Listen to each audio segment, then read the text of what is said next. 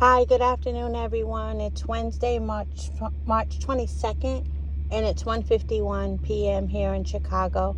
So, I just heard Brian Custer's interview with Mell. I think we all really like and respect Brian Custer, or at least most of us. I know I do. Anyway, Mell, he's definitely gonna talk his stuff regarding Bud Crawford wanting to fight him.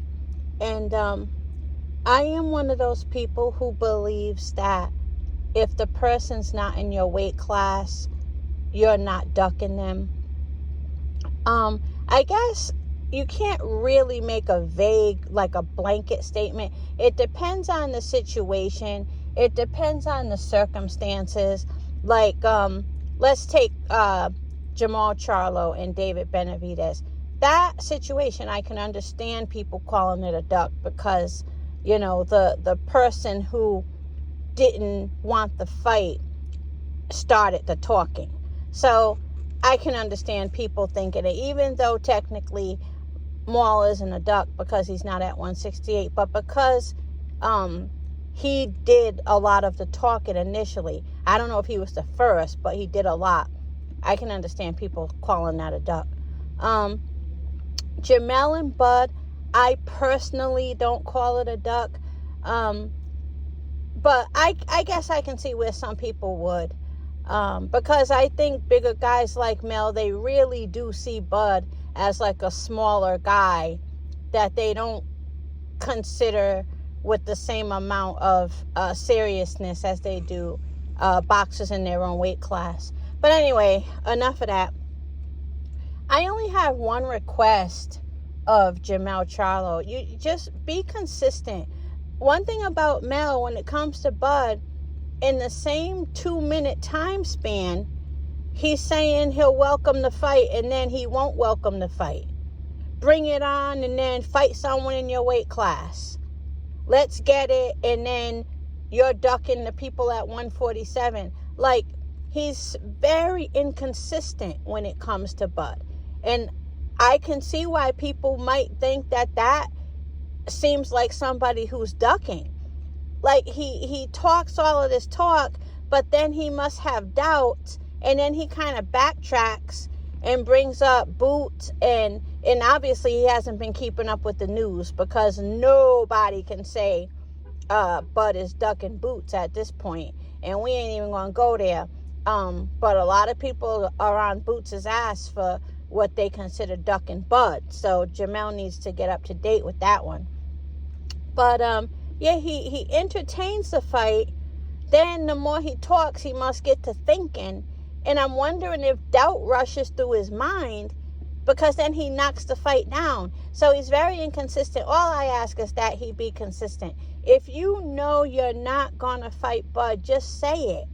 Because he goes back and forth. You can never come out of a Jamal Charlo interview regarding Bud knowing exactly whether or not he's going to fight Bud. So, that's not much to demand of a boxer. Pick one. If you don't want to fight him, to me, that's not a crime. He's not in your weight class. If he really wants you, he needs to move up and call you out up there. So, say no if you don't want to fight him. But again, he entertains it, and then 10 seconds later, he's not entertaining it. He's clowning it. He's just confusing to me. Does anyone else agree with me? And what else? Real quick, since I have you. Salute to Champ Side. Ryan Garcia calling his little lies sarcasm. The reason why it's not sarcasm is because you see how much heat Tank is getting over this rehydration situation. And what you're doing is you're milking it. You're milking it, man. You are over milking it. So you can't turn around, get caught in a lie or whatever, and say it was sarcasm. Nobody's going to consider anything you say sarcasm because you're adding fuel to people already blaming Tank for this, that, and the other. So I agree with Champ Side. You lie too much, so you can't turn around and call it sarcasm. Not to mention it's the whole rehydration thing. So nobody wants to hear sarcasm. Like, we want to hear, you signed the contract. So right or wrong, the truth is bad enough. What are you adding lies, quote unquote, sarcasm for? I mean, I don't know. That's just my take on that. Like, Ryan, chill out. And find something else to milk leading up to the fight. The rehydration thing is tired. You have to find some other drama that'll build the fight up now. We heard the rehydration thing. We get it. You're going to go in there looking like a skeleton because you're going to be so hungry. That's what you want us to believe. When the truth is, you only have to make that 1:46 in the morning. You got all day, But anyway, enough about that. And let's see, what else? I guess that's it for now. But salute to everybody out there. Salute to Main Man, Made Man. And salute to D-Lo 404 Boxing. Salute to, who else? Everybody. Salute to everybody. Salute to Blood Boxing. Oh, did you guys hear about Tekashi 6ix9ine? Man, he got his ass beat. And he didn't even try to fight back. What a bitch. Like, let me shut up. But seriously, you rap all of this tough stuff. You're supposed to be affiliated. And you won't even, try to fight back. You won't even try to fight back. I mean, I know I'm not a native Chicagoan. But, man, ain't, these gangsters here, they're gonna fight. These guys got hands. I don't know why most of them are carrying guns. These guys got hands, and they will fuck you up in a minute. So it's so weird seeing somebody curdle up and not try to fight back.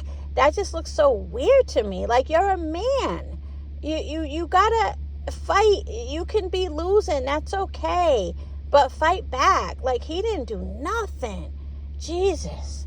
Anyway, let me finish this sandwich. This sandwich is so mediocre. It looks delicious. Like, if you saw it, you would be like, oh my God. It's like a cheesesteak from Jersey Mike's. That's what I get. Chicago has much better sandwiches than Jersey Mike's. But, it was close and I was, on my lunch break. It looks great, but the taste is just mid. But, don't worry, if you ever come visit me, I'll take you to the best places in Chicago. There's a place here called CYOC, Create Your Own Cheesecake and Cheesesteak. They sell cheesecakes and cheesesteaks. It's black owned. Man, the best cheesesteaks. I'm telling you, they're so good. The only thing is there's 15 teenagers playing in the front.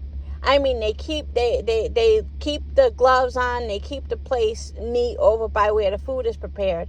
But man, you got to get past them playing around and joking around. You know how teenagers are.